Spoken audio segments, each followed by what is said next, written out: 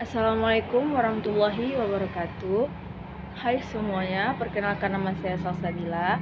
Saya dari Fakultas Syariah dan Hukum, Prodi Hukum Ekonomi Syariah.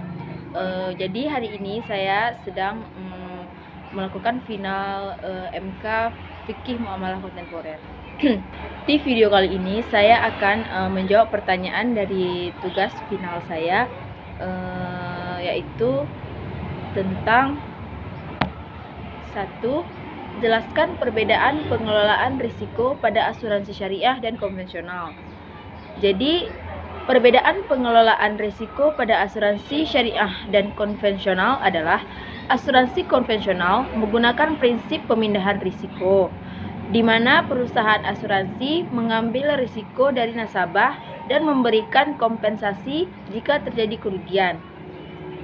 Sedangkan asuransi syariah menggunakan prinsip tabaruk atau sumbangan, di mana peserta asuransi saling membantu satu sama lain dalam menghadapi risiko. Dan jika tidak ada klaim, dana tersebut akan kembali kepada peserta. Dan asuransi konvensional menggunakan bunga sebagai salah satu instrumen investasi. Sedangkan asuransi syariah menggunakan prinsip keuntungan bersama atau profit sharing yang sesuai dengan prinsip syariah. Jadi, pertanyaan yang nomor 2, sebutkan 3 perbedaan fikih muamalah klasik dan kontemporer beserta contohnya.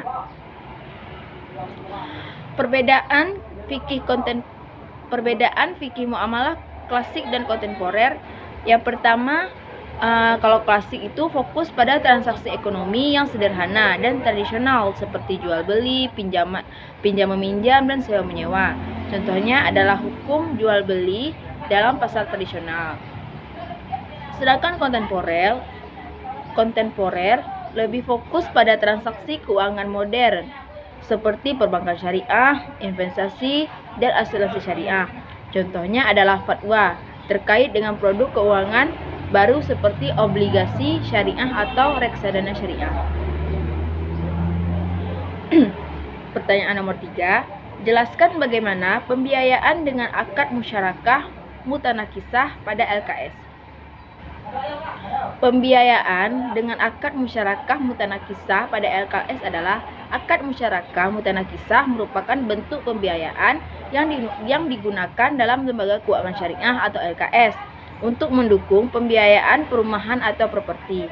Dalam akad ini, LKS dan nasabah berbagi kepemilikan atas properti tersebut. Nasabah secara bertahap membeli kepemilikan LKS dalam properti tersebut hingga kepemilikan sepenuhnya berpindah kepada nasabah. 4.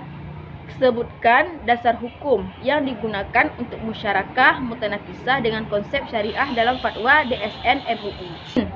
Dasar hukum untuk musyarakah mutanakisah dapat ditemukan dalam fatwa Dewan Syariah Nasional, Majelis Ulama Indonesia, DSN MUI nomor 04/DSN MUI/4/2000 tentang musyarakah mutanakisah. Fatwa ini memberikan panduan tentang prinsip-prinsip syariah yang harus dipatuhi dalam pelaksanaan musyarakah mutanakisah, termasuk pembagian keuntungan, tanggung jawab atas kerugian, dan prosedur penyelesaian sengketa yang sesuai dengan syariah Islam. Baik, hanya inilah yang dapat saya sampaikan. Mohon maaf apabila ada kekurangan. Saya akhiri. Assalamualaikum warahmatullahi wabarakatuh.